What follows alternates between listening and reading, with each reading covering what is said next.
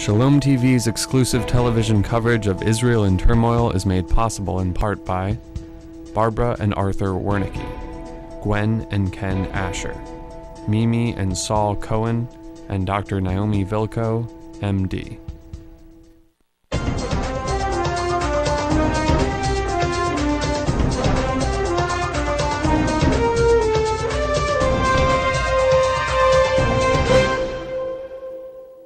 I'm Mark Golub.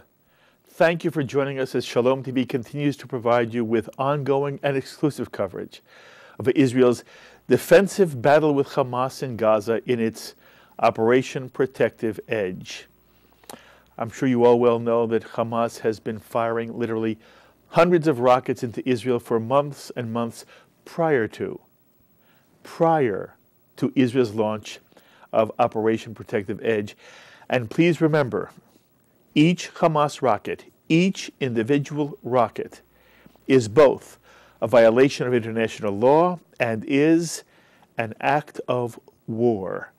Hamas has been engaged in a military war with Israel, and Israel has shown extraordinary restraint and patience, more than perhaps it should have, more, I believe, than the United States would show. And all those who ask, what we, the American people, would do, what would we want our government to do if a rain of rockets was falling on U.S. cities, in town centers, in shopping malls, even if no one was ever killed or ever hurt. But those who ask what we would do if America was under assault from a foreign power, the question is not merely rhetorical. The question states the obvious. We'd want our government to take action to stop it. And if the only way to stop the rocket fire was to use the full force and might of America's conventional weaponry, we'd feel sorry for any civilian deaths, but we wouldn't apologize for them. We might even feel the civilians had contributed to the attack upon us if they had voted their government into office and were not engaged in trying to stop their government's acts of war. Now, it's hard to feel that way about the Palestinians of Gaza because it's difficult for us to believe that Gaza is a real democracy, or that the Palestinians of Gaza have the ability, the power, to overthrow Hamas. But what we're seeing in Gaza right now, and I'm continually disappointed and even angered that our print and television media do not frame their stories in this context. What we're seeing in Gaza now is a defensive Israeli action taken reluctantly against a terrorist group that is waging a war of aggression against Israel, and every single death and injury in Gaza, of adult or child, terrorist or innocent civilian, is on the head of Hamas, because at any moment, Hamas could cause Israel's defensive action to end. All they need to do is stop their rocket attacks, to stop their war on Israel. That's all Hamas has to do. And every time CNN or MSNBC or any network describes Israel's assault on Gaza, they're guilty of irresponsible journalism if they fail to set the violence in Gaza in this context. Hamas began a war with Israel, and Israel is now responding appropriately in a legitimate act of self-defense. Now today, Secretary of State John Kerry is meeting with world leaders in Cairo, Egypt, in an effort to work out a ceasefire agreement which Hamas will accept. You remember they've turned down 2 prior ceasefire agreements. And although Mr. Kerry was caught on camera ridiculing Israel's claim that it is engaging in pinpoint attacks, both the Secretary of State and President Obama have condemned Hamas's rocket attacks on Israel and have issued formal statements of support of Israel's defensive actions in Gaza. To give us a sense now of where Congress stands on the issue, I'm honored to be joined on our phones from Washington, D.C. by Republican Congressman from the state of California, Edward Royce, who's chairman of the House Committee on Foreign Relations. And Congressman Royce, thank you so much for giving Shalom TV some time. Well, it's good to be with you. Congressman, we know that both houses of Congress have been very supportive of the state of Israel in general and continue to be during this current crisis in Gaza. But I'm wondering if you've heard or sensed any dissent among some members of your colleagues or any erosion of support for Israel as the death toll rises in Gaza. I think we're in a unique position on the Foreign Affairs Committee. I had the opportunity back during the Second Lebanon War to go to Haifa. What I was trying to do at the time was to offset the BBC and MSNBC news stories, which were focused on the collateral damage from the counter-battery fire from Israel. Yes. And instead what I did was to go down to the trauma hospital, Rosenbaum Trauma Hospital, and when I failed to convince the BBC and others to go down there and interview the survivors, I took the shrapnel and showed, I went on Wolf Blitzer's CNN show and other shows at the time, broadcasting out of Jerusalem over the following days, and showed exactly what was happening. I have shared that with my colleagues on the committee, Republican and Democrat. I've taken large delegations to Israel, and we're standing fast because we understand on the committee that what we're dealing with here is a Hamas that is deliberately targeting Israeli civilians. Yes. There would be thousands of casualties given the several thousand longer-range rockets that are now being fired. All these rockets, by the way, are Iranian-made, and the M302. I mean, the rockets that are being fired. The full intention here is simply to hit civilians, not to hit military targets in Israel. So we are using the committee. Held a hearing exposing Iran as the primary backer of Hamas here last week. So we're keeping the members educated here, and I've probably done about 10 news hits, including today, on this subject. For example, today was MSNBC with Andrea Mitchell. So we're trying to get the information out that Iran, through weapons, through funding, through the missiles, are aiding and abetting this, and Hamas's whole goal is the destruction of Israel. Yes. You know, you say it so beautifully, and I'm wondering whether you experience any of the same thing I experience. It is tragic. Tragic is the right word to see Palestinians suffering and dying during this conflict between Gaza, Hamas, and Israel. It's tragic. It is so. Let me jump in here, Mark, sure, because I know something about Hamas's technique here. Please. Their commanders are deep down in the bunkers. They are using families as human shields. When the information goes in that requests and warns people to leave an area because it's a Hamas stronghold and rockets are being launched from that area, what the commanders of Hamas do is instead tell people to stay. Their whole objective, as the Prime Minister Benjamin Netanyahu said, is, you know, as he pointed out, we're using missile defense to protect our civilians. They're using their civilians to protect their missiles. And here's what's so galling to me about it. They're down in those bunkers, safe and secure, you know, and in their tunnels. And, of course, I've got another bone to pick on this subject of tunnels. Those tunnels are now being built, those concrete tunnels, built underneath Israel with the intention of bringing Hamas terrorists up there. And the last platoon that was turned back, they had with them tranquilizers. They had with them handcuffs. Who were they going to take as victims? One of these went up near a kindergarten. Who were they trying to take as victims back? And would they kill them like they killed those other three boys?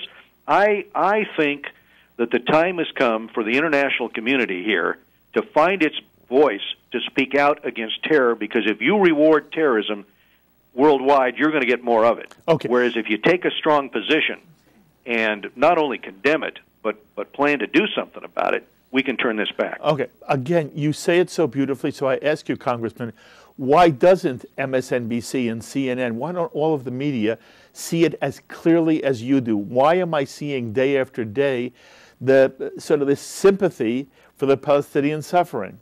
Foggy thinking. I mean, I remember my father wanted to be a journalist, and when he was young, and he told me about the way things were reported, before the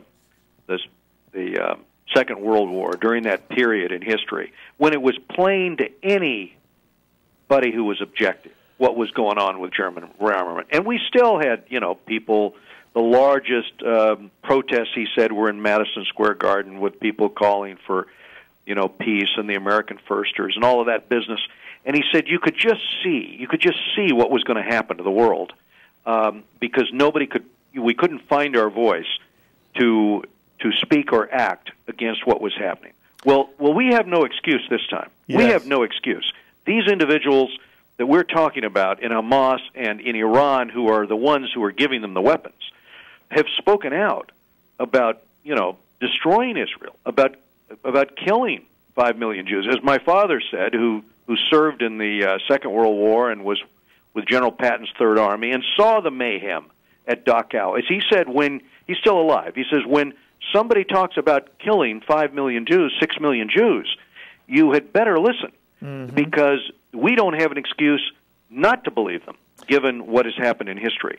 Now is the time for us. We've got a bill over in the Senate that we passed 400 to 20 through the House, and that bill would put sanctions on Iran that would absolutely implode the economy of that country and give that Ayatollah a choice between economic collapse and compromise on his weapons program and compromise on him proliferating these long-range weapons into Hamas and Hezbollah. I'll tell you, I think the administration should find its voice here. We should come down strongly on defense, the right of Israel to defend itself, and we should be weighing in on this and molding international opinion instead of undercutting it. That's beautifully said. Well, by the way, Congressman, I believe your father was one who liberated Dachau. Is that correct? Well, he was there. He was a forward observer. He didn't blow the lock off the gate or anything like that. But he did go in that day in the afternoon. He went in there. He had his brother's camera. He took pictures of what he saw, including, in one case, an SS officer who was overwhelmed by guards who managed to get his Luger away from the officer and shot him. He took pictures there of the ovens. He took pictures of the rail cars with bodies with the dead. And he afterwards, spoke out about what he saw and confronted Holocaust deniers about what he saw. But what he has shared with me is, and continues to talk to me about, is the necessity of us supporting Israel at this time, because we know the intent of those who wish to destroy Israel. I only have another moment with you. In general, when did you first go to Israel, and what is your overall feeling for the state of Israel? I first went to Israel in the 1980s, so I have had an opportunity, before I was in Congress. I have had an opportunity over the years to see the changes, to absolutely marvel at what has happened, in Tel Aviv, and with the vitality of, they say an investment is a coward. Well, Israel turns that on its head. There's more per capita investment for venture capital. There's more. It's a more dynamic society than any society on the globe. And what astounds me is how Israel, in the face of these determined foes, can continue to offer up such opportunity, such prosperity, such hope for the next generation of Israelis. And it comes because of leadership in Israel. It comes because a sense of purpose. It comes also because the United States is an important ally for Israel. And I would say that the changes I have seen in Israel, as Israel has grown and prospered throughout all of this, leaves me more committed than ever to make certain that we in Congress do what we must do in order to protect our ally Israel. By the way, if North Korea fired rockets into South Korea, would America consider that an act of war? Well, yes. Well, frankly, I consider Iran equipping Hamas with these long-range rockets, and of course they were caught. I consider that an act of war. I do too, and I just need some perspective from you. That yes. Oh, okay. Do you think maybe in retrospect the administration and perhaps even Congress somehow missed an opportunity because there was no outcry from the administration or from Congress that said, wait a minute, Hamas is firing rockets, that's an act of war. The United States is one of our greatest allies is Israel. You are attacking an ally. And unfortunately, the world never saw Hamas attacks against Israel as this, as you describe, an act of war. Right. And therefore, they sort of recoil when all of a sudden Israel is launching an attack on Hamas. In retrospect, was it a mistake for America not to make more of the Hamas rocket attacks on Israel? Well, it was a mistake for us not to make more of the attacks, but it was also a mistake for the United States when we had the opportunity, and we had legislation authored by myself and Elliot Engel of New York, which went unanimously out of our committee, and 400 to 20, as I say, off of the floor of the House of Representatives, the types of sanctions that had been sort of devised by the former Undersecretary of the Treasury, Stuart Levy, that would absolutely collapse the economy in Iran. It was a big mistake for the administration to oppose that legislation over in the Senate. We would have had two-thirds in the Senate to bring that bill up, and frankly, two-thirds overcomes a veto override, right? Yep. And the one example I can give you, the president actually working the phones on an issue, is working the phones on members of the Senate, trying to get them to reverse their position for that tough sanctions bill on Iran. I was for putting Iran on the defensive, not lifting sanctions without them stopping their attempt to develop an undetectable nuclear breakout capability, but just as importantly, getting their acquiescence that they would change their behavior, because they are a proliferator. And I saw firsthand, as I say, I saw when I was in that trauma hospital, families that had been in Haifa. Those civilian targets had been targeted by rockets made in Iran and made in Syria, and now I'm watching rockets made in Iran, long-range rockets, being actually fired at Jerusalem and Tel Aviv. And that inventory didn't exist before Iran sent it over there. They've been caught on the high seas transferring that technology. Now is the time to take that bill up in the Senate and show them what a determined United States will do to collapse that economy if they don't cease. Because you and I know Hamas would be impotent without the money, without the weapons. They say, well, we're going to lift sanctions on Iran to, extend an olive branch. Wait a minute. Every time we talk about lifting more sanctions on Iran, isn't that more hard currency that Iran can use to support Hezbollah, to support Hamas, to undermine other regimes in the area, which they do?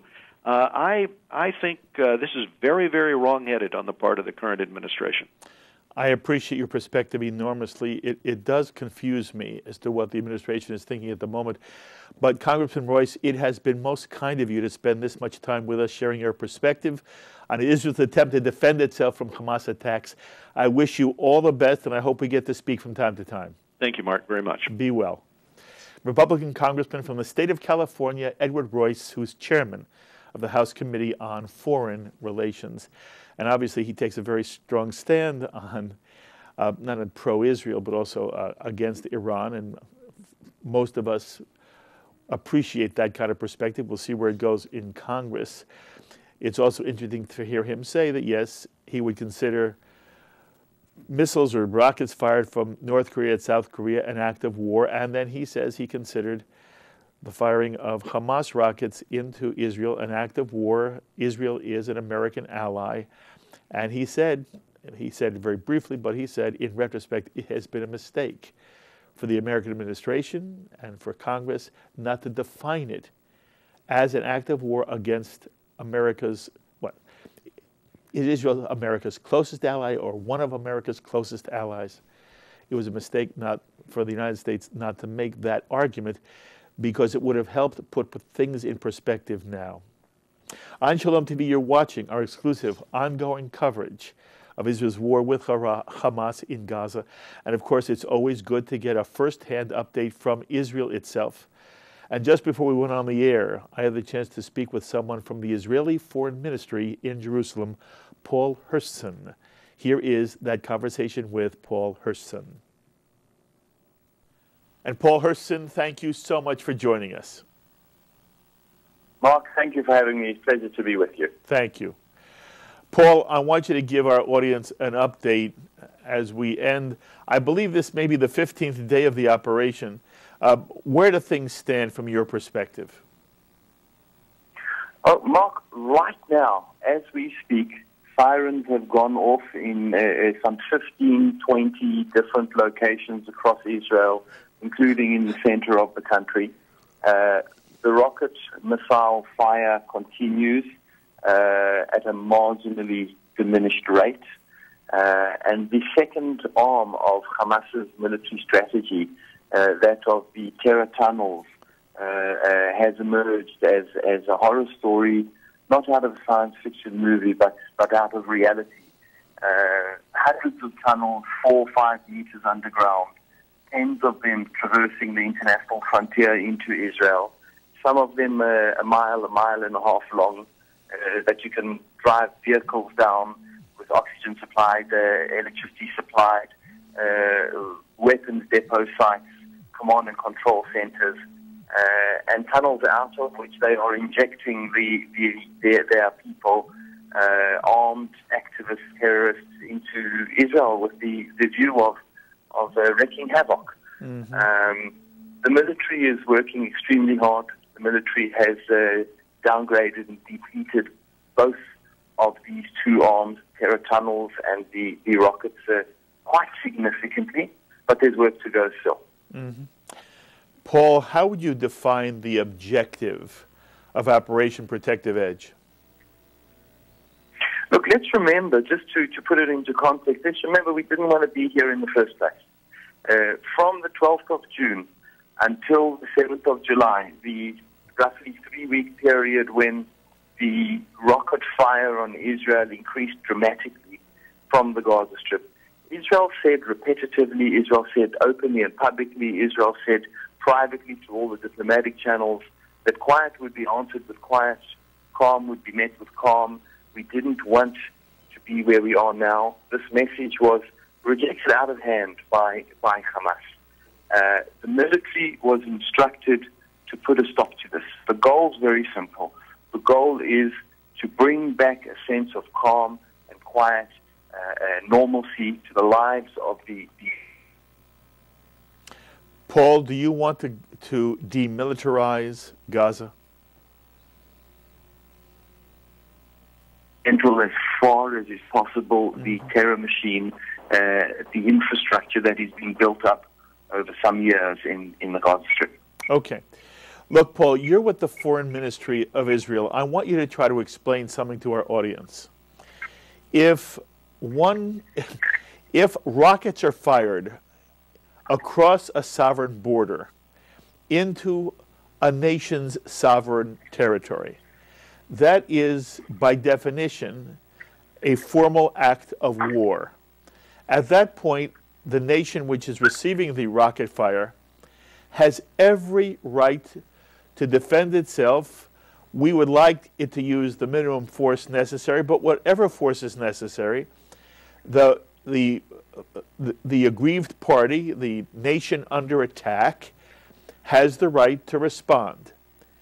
I don't understand why, and I'm really asking you because you're with the Foreign Ministry, why the State of Israel does not position the matter in this way, and why do you think the world doesn't understand it in this way? In part, you know, Paul, it was Israel's willingness to accept Hamas rocket fire for months, if not for years, that sort of has pulled the rug out of Israel's right to say, hey, wait a minute, we're under attack, we're under a formal act of war against us.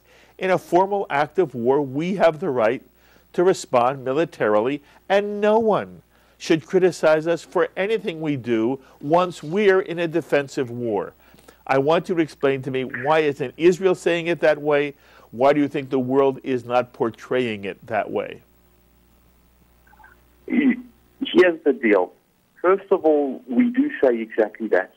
And secondly, let me put it into context. I think that what the world has seen in the past few days has been a very somber, sobering message as to exactly who Hamas is and the other terror organizations there. A school of thought which has placed suicide at a point in society which amounts to nothing less than the worship of death. So here is what the international community is really doing to give you an update. The President of the United States has just publicly backed Israel's right to self-defense. The Secretary General of the United Nations, Ban Ki-moon, landed in Israel today and just 4 hours ago made a statement condemning Hamas and backing Israel's right to self-defense, describing these missiles attacks as intolerable and unacceptable to any sovereign nation. And just 1 hour ago, all 28 members of the European Union have now joined Israel's call for disarming of Hamas and the other terror organizations in the Gaza Strip. So you feel the international community is really coalescing behind Israel, almost, Paul, in a way that is unprecedented. Am I correct? And I would add to that on Thursday evening when the ground operation began, the government of Egypt put out a statement saying they hold Hamas responsible for the escalation in violence. Look, let's understand something. This is a very difficult, dangerous combat scenario. There is a fighting going on right now as we speak, literally under the ground, not just above the ground.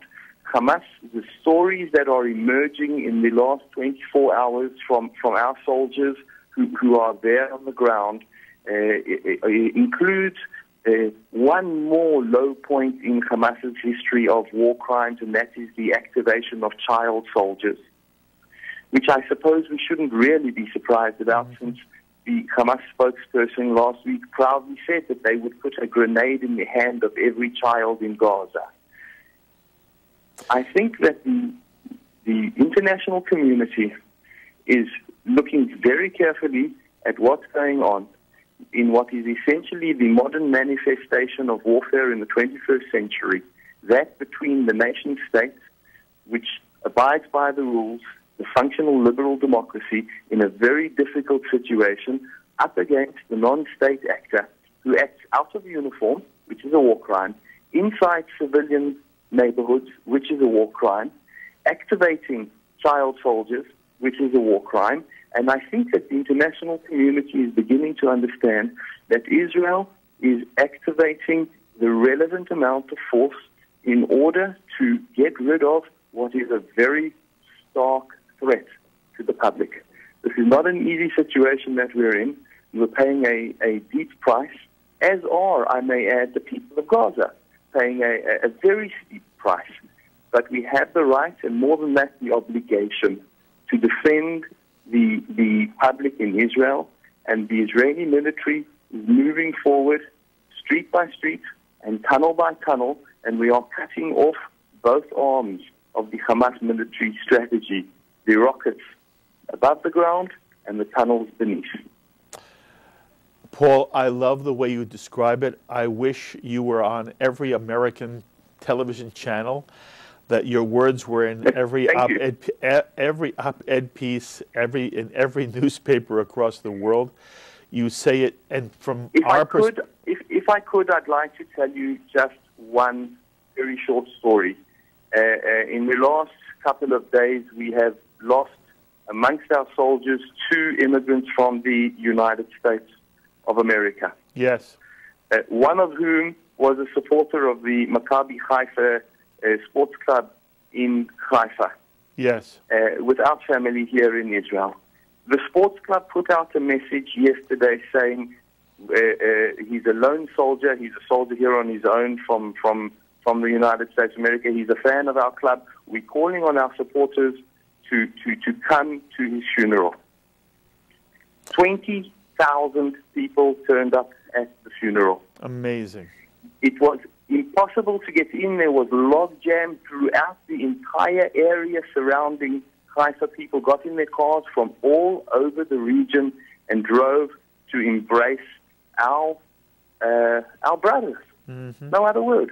Mm-hmm. Got on a plane, came here, joined us, made his life with us, and died in defending the state of Israel. It was a dramatic story yesterday of 20,000 people coming. Not one of them knew the person who was being buried. I understand. Look, we in America, both the American Jewish community and I believe the overwhelming number of Americans as a whole, are behind Israel and your efforts to bring peace to the region. It is so kind of you to give me a few moments. Absolutely. I hope you'll let me call you again. You're fabulous. I wish you kol tuv v'hatzlacha. Thank you, Paul, very, very much. Thank you very much. Shalom, shalom. Thank you. Paul Hirschson, spokesperson for the Israeli Foreign Ministry, and I found his articulation of how and why Israel has been forced to launch this defensive operation in Gaza extremely well spoken, and it was lovely to hear him talk about the funeral of Sean Carmeli. Do we have Sean's picture? His Hebrew name is Nissim.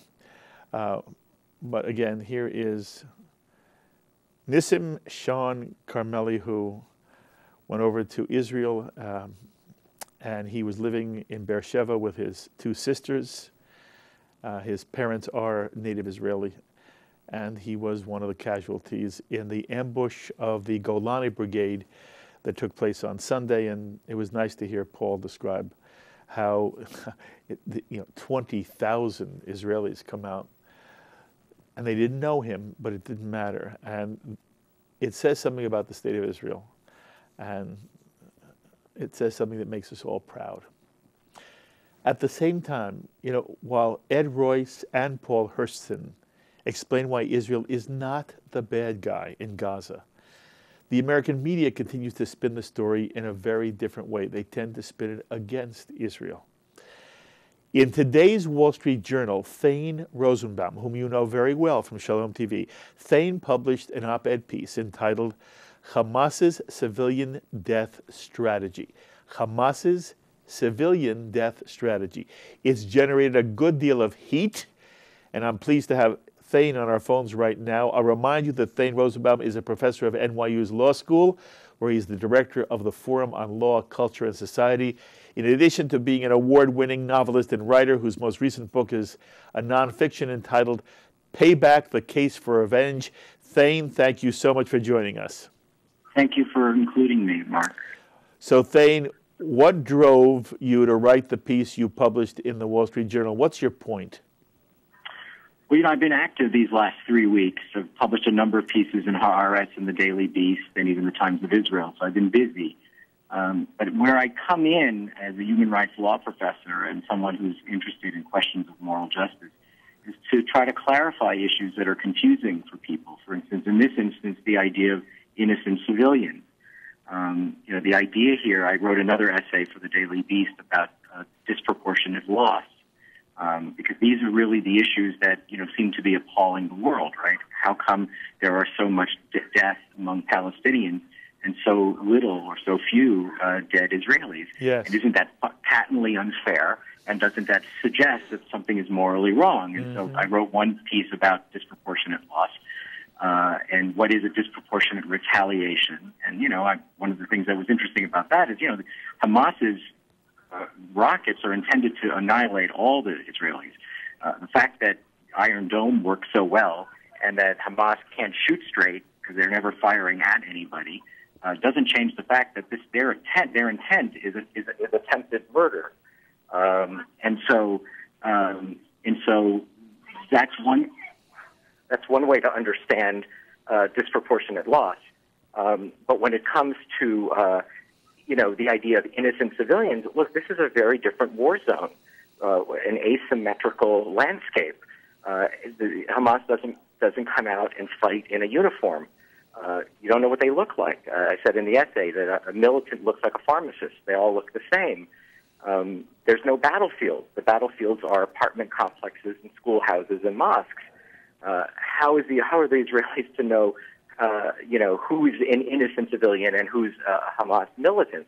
But more importantly, Mark, there is a question of complicity here, which is that to be called a non-combatant suggests that you are not involved.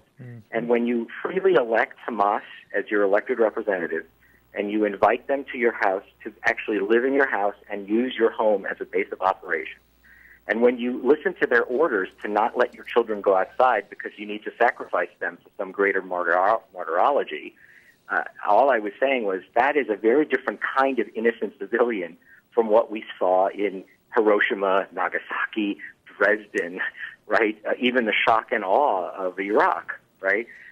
This is different. You start to look a little more like a conscripted soldier, as if just because you didn't pick up a weapon, you're helping to guard the weapons.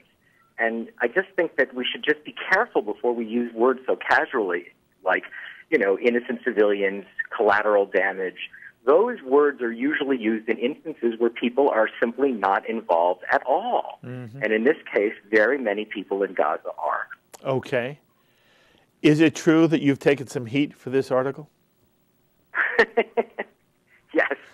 I have usually weighed in areas where, as you know, Mark, where people sometimes fear to tread. True. But I've never seen this, Mark. This was pretty incredible. What kind of response have you received? Well, I have received, I must say, very thoughtful thank you, congratulations. Yeah, but that's not what we're talking about. No, I don't want to hear that thing. I want to know, what are people saying attacking you? Oh, are you kidding? There are people that wrote to NYU Law School that I should be fired. Wow. People saying that I should be fired, that I believe in killing all Arabs. If you read the essay, it's clear. I even say at the end that the true tragedy, there are obviously many Gazans whose parents either didn't vote for Hamas and hasn't working with Hamas, and they're not involved with Hamas, and they aren't staying in their house to try to be a casualty. They're trying to flee in any direction they can, and they are the true innocent civilians. And I say the tragedy, the moral dilemma is Israel can't save them, and they can't really identify them. Let us not just say that all loss of life in Gaza is the same, because it's just not. Okay. It does seem that it's... But yes, there have been an enormous... I was called on Gawker today. You can look this up. I haven't seen it, but I'm told that they're now calling me Osama bin Rosenbaum, because I have the same strategy as Osama bin Laden, because Osama bin Laden says to kill all American civilians is part of the war, and I'm saying to kill all Gazans is part of the war, and I'm not saying that. Of course. I'm saying people who were in the World Trade Center had no ill will towards Muslims or Islam. They were not involved in any war strategy against Islam. They truly were innocent. And there is a big difference between a suicide, like a maniac like Osama bin Laden, and even what the United States would do, or certainly what Israel, which everyone who's involved in war strategy continues to point out, Mark, that they've never seen anything like Israel. The way, the manner, the measure, the amount of restraint. Is there any doubt that Israel could wipe out Gaza in an hour? Could? They're not. Right. Like so many people I've noticed online, you hear them say, this is Israel's fault for fighting with one arm behind their back. Because by just literally fighting this way, it's calling attention to it, in a way. And because obviously no one's crediting the Israelis with their sense of measure and sense of concern for human life. All right. I want to frame a problem that you also may have as you receive all of the I was going to call hate mail. It's worse than hate mail. Thane, you are known to be a very outspoken liberal. You have argued that Americans and American Jews need to be sensitive to Palestinian suffering. I know. Hold on. You've been an outspoken critic of Israeli settlements. And the on question your show is, many times. Okay, so I want you to explain from your perspective, how does your piece fit into your overall perspective on the Israeli-Palestinian conflict? Well, I wrote something for Haaretz last week in which I said Gaza is simply another situation, and we should be much more honest and clear-eyed about Gaza. The Israelis withdrew from Gaza in 2007, and for all of these years, the Gazans could have been engaged in meaningful nation building. And instead, as you see, all the concrete was used to building tunnels, and everything was in the spirit of stockpiling rockets, not hospitals, not the creation of schools, no infrastructure. They were just doing this, and this, tells you something about where their nation-building thoughts were. Their thoughts were really about rockets and the annihilation of Israel. I just think that that's a very different situation than what we see in the West Bank. Look, I've always been opposed to the settlements. I believe the settlements have been a moral blemish on the Jewish people, and clearly a major impediment to reaching some peace. But I also understand, I'm not unsympathetic to when Netanyahu says, and I said this on your show when Peter Beinart and I debated. I think at the end, Mark, I said, look, what's happening in Gaza is a very good example that even if you think that Abbas is a negotiating partner, which I do, what happened with the 3 Israeli teenagers suggests that he doesn't have control over Hamas. Mm-hmm. He can't deliver Gaza. And if you can't deliver Gaza, unless we're talking now about a 3-state solution, then Abbas isn't really a negotiating partner because he's got no influence there. So what is it? I haven't changed my view about the settlements. I haven't changed my view about mistakes that Israel made in connection with dealing with Abbas, in questioning ways that they could have maybe reached an agreement with Abbas, at least with respect to the West Bank. But, we're seeing that this is, Gaza and Hamas is showing who they really are in the last month.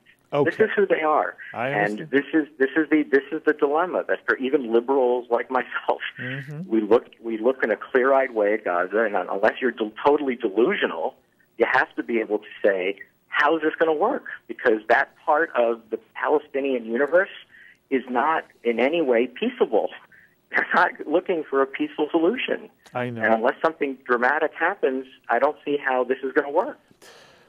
All right, I want to now take a step back to some of the earlier comments you made. And before you were on, I had the chance to speak with Congressman Ed Royce. And he made the point, similar to yours in a way, talking about how Hamas uses civilians as human shields. And that is a theme we've heard in the Jewish world. We've heard it from the American administration, et cetera, et cetera. And yet at the same time, Thane, I am disturbed. And I want to play a piece that you won't be able to see, but you'll be able to hear it. I want to play a piece from you from MSNBC this morning, Morning Joe, in which there was a piece done with MSNBC's Gazan correspondent, Ayman Moyaldin. And the question was asked by someone on the panel in studio, if Ayman had discussed with the Palestinians, how did they feel in Gaza? How did the Palestinians feel about being human shields for Hamas? I want you to hear how Ayman answers that question, and I also want to point out to the audience, watch what follow-up questions are or are not asked after Ayman's report. And again, Thane, you'll be able to hear it.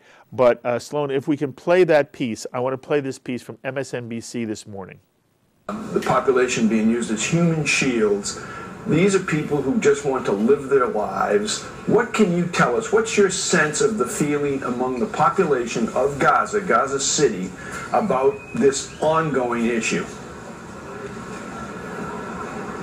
Well, that's also the specific allegation that we put towards Hamas leaders and asked them to address in terms of what has emerged, or at least the allegations made by Israel. The official response that has come out from Hamas's leaders in a statement exclusive to NBC News was they categorically denied any allegations. They said that there are journalists on the ground, the international community is watching. They have the right to go and freely ask Palestinians if they feel they're being used as human shields. They have repeatedly denied that in any way, shape, or form that the military wing of Hamas has placed its fighters in the vicinity of civilian institutions. Now, obviously, the United Nations last week documented a case where one UN school actually had in its vicinity rockets that were used in the fight against Israel. But when you go out into the streets, as we have been, and talk to ordinary Palestinians, their anger is not directed towards Hamas. They do not blame Hamas for what is happening here on the ground. They do not believe they're being used as human shields. The question that is ultimately at play among the ordinary Palestinians we've been speaking to is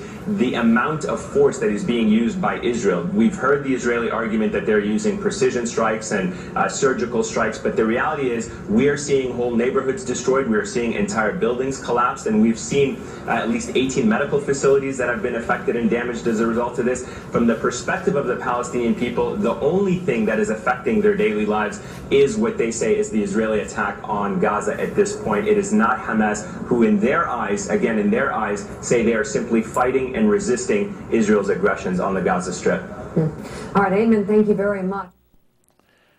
Okay, Eamon, thank you very much, was the response to that report.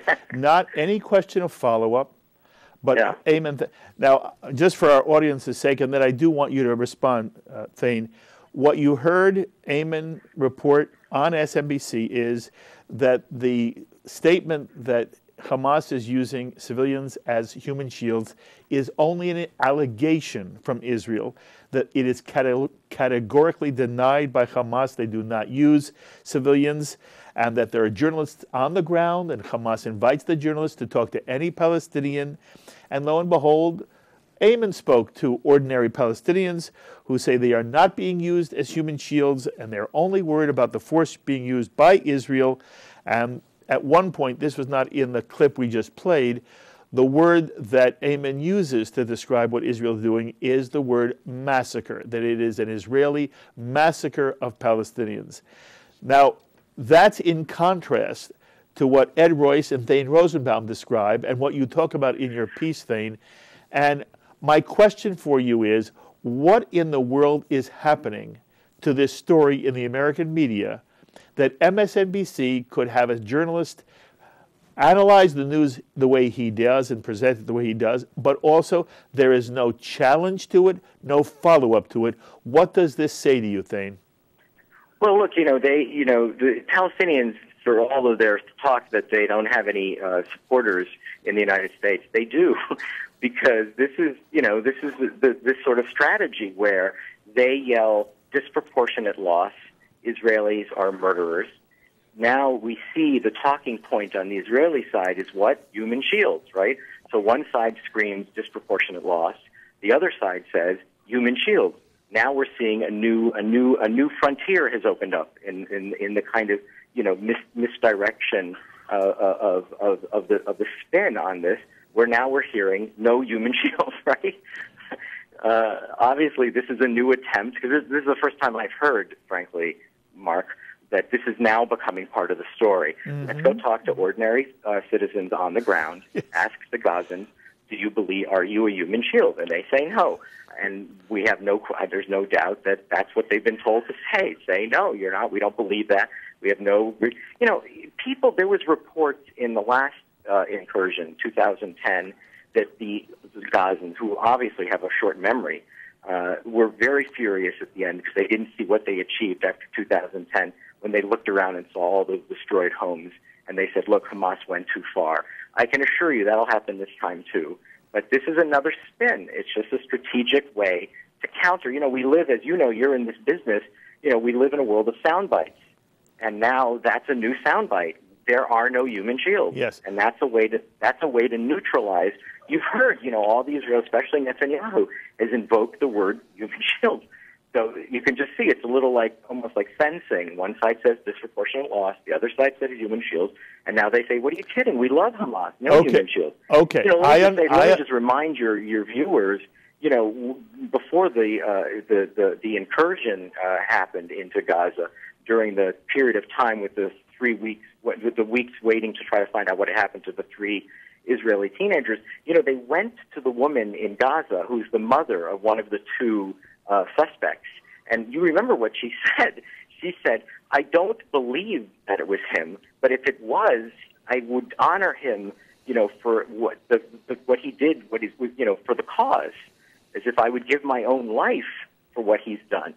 This is nothing new. I mean, maybe at MSNBC. Yes, hold on, Thane. That's what Yeah. I want you to address. I understand why Hamas is going to spin it the way they spin it.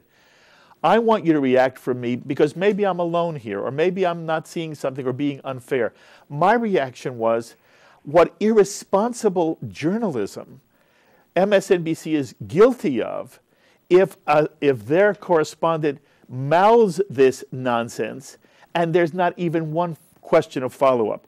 I wanted you to comment. What does it say to you about the way the story is being played in the media, about the media, which is affecting the way some people see this entire conflict? Look, a few things. Look, it's clear that there's an incredible amount of intellectual dishonesty when it comes to looking at a clear-eyed assessment of what's happening. Let me just say, as somebody who's been teaching at universities for a number of years, as you know, Mark, there are not many people like, say, Bret Stephens and I. It's very unfashionable. It's almost social suicide to be a Jewish intellectual and support Israel. Yes, and that's why all of the all of the writers are. Peter, maybe Peter Beinart, our friend. This is just a better way to get invited to a nice cocktail party. And they're very, you don't have a lot of people. That's why I said the irony of this is I'm usually the left with, I'm usually the progressive on your panel. But when it comes to Israel, you need to recruit me on the right. And it really is, it's a statement not just about Jewish intellectuals, but it's also a statement about the Jewish media, about the mainstream media. And you see this even on CNN. You see a kind of resistance. You don't hear the word terrorist anymore. That's right. How can you not hear the word terrorist? Right. It's all like a freedom fighter. This is all like thinking about, it's like Fidel Castro. This has all been romanticized. Now we're hearing they don't even, they don't want it. They want to live in peace. There's no shields. They don't glorify blood and death. And in fact, that's not how anyone who's looking at the Arab street would see it. Ironically, MSNBC managed to go to the Arab street in Gaza and say, look, this is like Boca Raton. It's not. It's just not. And, it has a lot to do with a certain kind of mindset. It's true in university life, believe me. It's true among writers, believe me. It is far more, socially acceptable to say Israel is one of the great human rights violators on the planet. Yes. And these are the very same people who have nothing to say about ISIS and have nothing to say about Syria and have nothing to say about the Congo or Darfur. My family is. All right. No, I need one more. I need one more moment with you, and we're about to end anyway. Can you give me one more moment? Sure. Okay. Thane, here's the problem as I see it. There are people in America, including American celebrities, who are calling upon Americans in general to be sympathetic to the Palestinians of Gaza, to pray. They're actually tweeting, pray for the Palestinians of Gaza. A blog went out today, Thane, praising Jon Stewart for raising awareness among young Americans for the suffering of the Palestinians. Wait a second now. Now, no one is asking young Americans to feel for the suffering of Israelis because the real disproportionality is reflected in the contrast between Israel under a Hamas rocket attack, which does little or no damage, of the more than 2,100 rockets. 2,100 rockets Hamas has fired against Israel since Operation Protective Edge began. Only 420 of them had to be intercepted by the Iron Dome, which means that more than 1,600 Hamas rockets fell harmlessly somewhere in Israel. But while Israelis are by and large unharmed by Hamas rockets, Israeli airstrikes kill hundreds and hundreds of Palestinians. And that's how CNN and MSNBC and the American media see the conflict in Gaza now. That's how they're reporting it. And my question for you is, how does Israel counter what is a real image, that there is death and destruction and pain in Gaza? There's anxiety in Israel, but does anxiety in some way merit the kind of death that Israel has brought into Gaza? That's the problem. Look, I don't ever need to coach the Israelis. They do this better than me. But honestly, when it comes to this issue, they don't have anything to apologize for the fact that fewer of their citizens have been killed. And that's really what the world is asking them to do, to apologize for for either Hamas having bad aim or for the Iron Dome. No, that's not. Thane, don't get off topic here. I'm asking you, there may be no answer, by the way, but there is a legitimate question.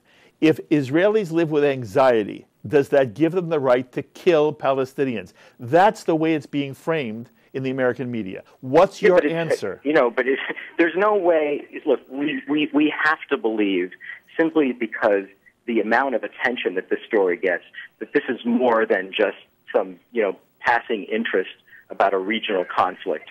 Some of this has to do about Jews. Yes. Jews as tormentors, as someone who is victimizers, is a better story. Yes.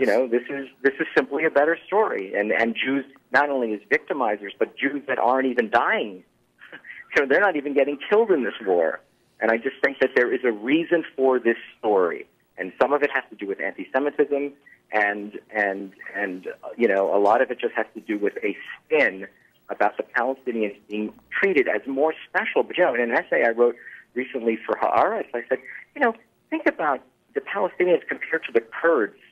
The Kurds have lived through such hell, and never throw rockets, never fire rockets, never kidnap planes, never hijack cruise liners, throw handicapped men in wheelchairs overboard.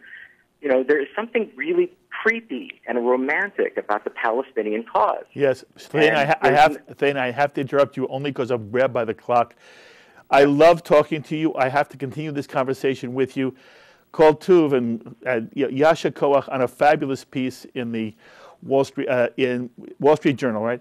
And it was courageous of you, Thane. You've always been courageous. I love you very much. We'll sit together very soon. Love you, Mark. Good work. Thank Good you. day. Thank you. Thane Rosenbaum, you can see his piece, Hamas's Civilian Death Strategy, in the Wall Street Journal. I want to remind you that we'll be back at 6:30 tonight when Yehuda Kurtzer, who heads the Shalom Hartman Institute of North America, Yehuda is in Jerusalem, and he talks to me what that experience has been like during this entire summer. And then he also gives us his perspective on Operation Protective Edge. That's at 6:30, and this program will be repeated at 9 p.m. and midnight tonight. My thanks, as always, to Sloan Copeland, Serge Goldberg, Dara Golub, Carol Lilienthal, and Ron Jacobson, Mark Baker, and Corey Sivikoff. Until the next time, I'm Mark Golub. Be well, my friends.